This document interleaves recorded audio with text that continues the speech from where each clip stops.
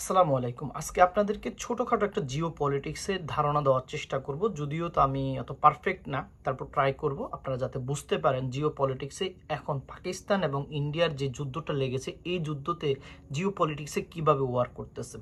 প্রথমে আমরা চলে আসি, ইন্ডিয়াকে কে সাপোর্ট করবে এবং পাকিস্তানকে কে সাপোর্ট করবে, এই দুইটা জিনিস। ধরেন ইন্ডিয়াকে অলরেডি রাফাল যে যুদ্ধ বিমানগুলো আছে সেগুলো রাশিয়া দিতেছে, তাহলে রাশিয়ার এটা একটা ইনকাম আছে, এটা একটা কথা।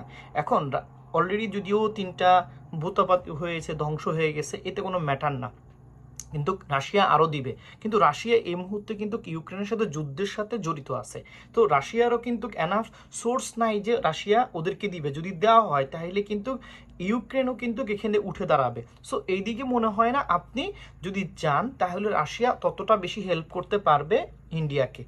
একটা দরজা অলরেডি অফ।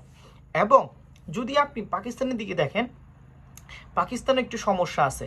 যেমন সমস্যা, আফগানিস্তান অলরেডি পাকিস্তানে কিছু হামলা করতেছে এবং কিছু মানুষ অলরেডি মারা গেছে পাকিস্তানের। এখানে আফগানিস্তান মুসলমান রাষ্ট্র হওয়ার পরেও কিন্তু ওদেরকে কিন্তু মারামারি করতেছে। সো এখানে পাকিস্তানের নাকের উপরে বসে রয়েছে হলো আফগানিস্তানের মৃত্যু। আফগানিস্তানের মানে সৈন্যরা আবার সাথে সাথে পাকিস্তান ও ইন্ডিয়ার সাথে কিন্তু জড়িত হয়ে গেছে অলরেডি। তারপরে এখন আসেন পাকিস্তানকে সাপোর্ট করবে। দেখেন পাকিস্তানকে সাপোর্ট করার জন্য যদি আমরা বলি ইউএসএ সাপোর্ট করবে, এটি ধারণা করা যায় সাপোর্ট করবে, কিন্তু সাপোর্ট নাও করতে পারে। কিন্তু কেন করবে না? যদি না করে তাহলে ইন্ডিয়াকে কেন সাপোর্ট করবে? যদি ইন্ডিয়াকে সাপোর্ট করে তাহলে ইন্ডিয়া পাকিস্তানকে বেশি করে অ্যাটাক করতে পারবে। এখন এখানে একটা প্রবলেম আছে, যদি ইন্ডিয়াকে যদি কে আপনার ধরেন ইউএসএ মানে সাপোর্ট করে, কথার কথা সাপোর্ট করলো, ইউএস সাপোর্ট করলো, কিন্তু ইউএস তো অলরেডি ইউক্রেনকে সাপোর্ট করতেছে, তারপরে ইসরায়েলকে সাপোর্ট করতেছে। তো ইউএসএরও কিন্তু এনাফ রিসোর্স নাই। তাহলে কি হচ্ছে, এখানে ইন্ডিয়া সাপোর্ট পাচ্ছে না, এখন পাকিস্তানও কিন্তু ওরা সাপোর্ট করতে পারবে না। কিন্তু এইখানে একজনে খেলাটা খেলে দিতে পারে, সে হলো চায়না। যদি আপনি চায়নার দিকে লক্ষ্য করেন, চায়নার কিন্তু যে অস্ত্র কারখানা যেটা আছে সেটা কিন্তু পাকিস্তানেতে তৈরি করা। তো পাকিস্তানকে যদি বলে যে আমাদেরকে তোরা যুদ্ধবিমান দে, তাহলে চায়না কিন্তু যুদ্ধবিমান দিবে। আর যখন চায়নার সাথে কার সাথে মানে সম্পর্ক নষ্ট, ইন্ডিয়ার সাথে নষ্ট হয়ে গেছে, তাহলে ইন্ডিয়া কি করবে? তাহলে ইন্ডিয়ার এখন আর কোনো গতি নাই। রাশিয়ার কাছ থেকে আনাটাও সম্ভাবনা আছে হালকা, ইউএস থেকে আনার সম্ভাবনা আছে হালকা। কতক্ষণ এভাবে আনবে? কারণ ওরা তো অন্যদেরকেও সাপোর্ট করতে হবে। কিন্তু এই হলো ইন্ডিয়ার অবস্থা। কিন্তু চায়নার অবস্থা একটাই, চায়না যদি ইন্ডিয়ার সাথে কোলাবোরেশনে আসে তাহলে চায়না অনেক কিছু দিবে, কিন্তু চায়না তো যাবে না, কখনোই কোলাবোরেশনে যাবে না ইন্ডিয়ার সাথে, কারণ ওরা তো একটু শত্রু। এখন ইন্ডিয়া তো আর শত্রু বানায় ফেলছে অনেক, ধরেন মালদ্বীপ, Nepal, Bhutan, Sri Lanka, what ever country আছে সবগুলোর সাথে কিন্তু যুদ্ধ লেগে আছে। আবার সেভেন সিস্টারও কিন্তু এখানে আলাদা হতে যাচ্ছে, ইন বিটুইন তাদের ভিতরেও কিন্তু সমস্যা চলতেছে।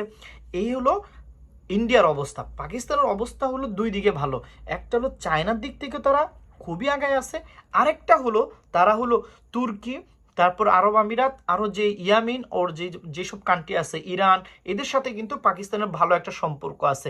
সো পাকিস্তানটা কিন্তু ওরা সাপোর্ট করবে, ইন্ডিয়াকে সাপোর্ট করবে না। ধরে নেন ইন্ডিয়াকে সাপোর্ট করলো না, তাহলে কি হবে? ইন্ডিয়ার যতই ক্ষমতা থাকুক না কেন, ইন্ডিয়া দিন শেষে যাইয়া পাকিস্তানের কাছে হেরে যাবে। এই হলো কথা। কিন্তু এইখানে বাংলাদেশের করণীয় কি? বাংলাদেশ কোন জায়গায় আছে? যদি জিও পলিটিক্স আপনি দেখেন তাইলে একটা কথা মনে রাখবেন, যদি পাকিস্তানকে হেল্প করে, কে হেল্প করে? যদি চায়না পাকিস্তানকে যদি ইউএসএ হেল্প করে তাহলে ইউএস এখান দিয়ে দখলটা করতে পারবে, কারণ চায়না যদি হেল্প করে তাহলে চায়নার গুরুত্ব বেশি হবে, বিশ্বের কাছে চায়না বড় জায়গায় যাবে, সেই জায়গাটা দিতে দিবে না। তাহলে পাকিস্তানকে অবশ্যই ইউএসএ হেল্প করবে। সেই জন্য অলরেডি ডোনাল্ড ট্রাম্প কিন্তু অলরেডি এটা নিয়ে আলোচনা করতেছে যে ইন্ডিয়া একটা ভুল করছে, এটা নিয়ে কথা বলছে। আচ্ছা আসেন, এখন পাকিস্তানকে যখন ইউএসএ হেল্প করবে, তো ইউএসএ একদিকে হেল্প করতেছে যাতে ইন্ডিয়া নষ্ট হয়, কিন্তু ইন্ডিয়া এখন কি করতে পারে? ইন্ডিয়া এখানে একটা কাজ করতে পারে, যেই কাজটা আমাদের জন্য খুবই খারাপ হইতে পারে। ইন্ডিয়া ধরেন কোনো কারণে বললো যে তাদের একটা সার্ভারের সমস্যা, এটা সমস্যা, সেটা সমস্যা বলে তারা বাই মিস্টেকলি বাংলাদেশে একটা মিসাইল দিল।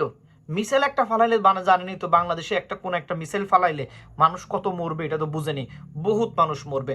তাহলে আপনি যখন পাকিস্তান ইন্ডিয়াকে বলবেন তোরা কেন মারলি, তখন তারা উত্তর দিবে একটাই, তারা উত্তর কি দিবে, আমাদের বাই মিস্টেকলি এটা ফালাইছি, আমাদের হয়ে গেছে, তুমি কিছু কইতে পারবে না।